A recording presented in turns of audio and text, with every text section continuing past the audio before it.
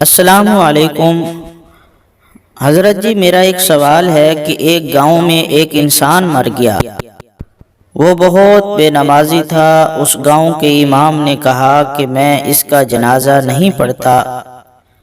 اس جھگڑے کی وجہ سے گاؤں والے دوسرے مولوی کو لائے۔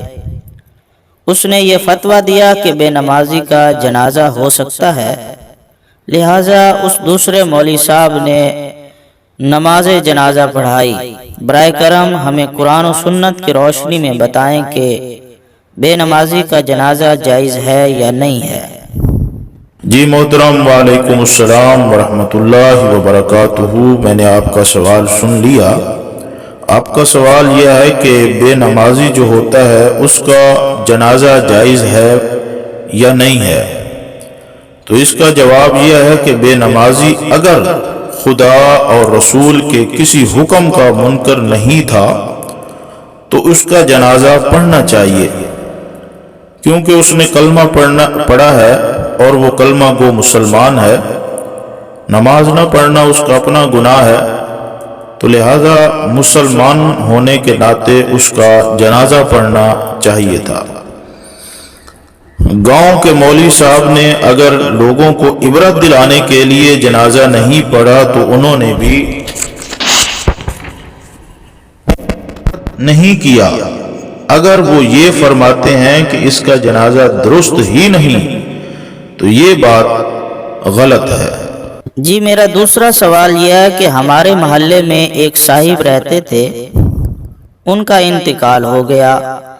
انہیں کسی نے کبھی نماز پڑھتے نہیں دیکھا تھا، اس لیے لوگوں نے ان کی لاش کو 40 قدم گھسیٹا پھر دفنا دیا۔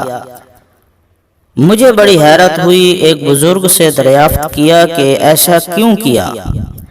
تو انہوں نے جواب دیا کہ اگر کوئی شخص اپنی زندگی میں ایک بھی نماز نہ پڑھے تو اس کے لیے حکم ہے کہ اس کی لاش کو 40 قدم گھسیٹا جائے۔ آیا کہ اس کی کیا حقیقت ہے؟ جی محترم، آپ کا دوسرا سوال میں نے سن لیا ہے کہ آپ کا سوال یہ ہے کہ اگر کوئی شخص بالکل زندگی بھر ایک نماز بھی نہ پڑھی ہو، آیا کہ اس کو 40 قدم گھسیٹنا اور پھر دفنا دینا یہ کیسا ہے؟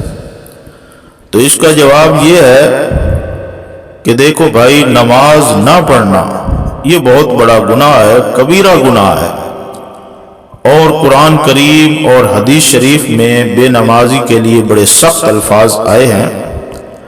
لیکن اگر کوئی شخص نماز سے منکر نہ ہو، یعنی اللہ کے اس حکم کا انکار نہ کرتا ہو، تو اس کی لاش کی بے حرمتی جائز نہیں ہے اور اس کا جنازہ بھی پڑھا جائے گا، البتہ اگر وہ نماز کی فرضیت کا قائل نہیں تھا، یعنی اللہ کے اس حکم کا وہ منکر تھا، تو وہ مرتد ہے، اس کا جنازہ بھی جائز نہیں ہے۔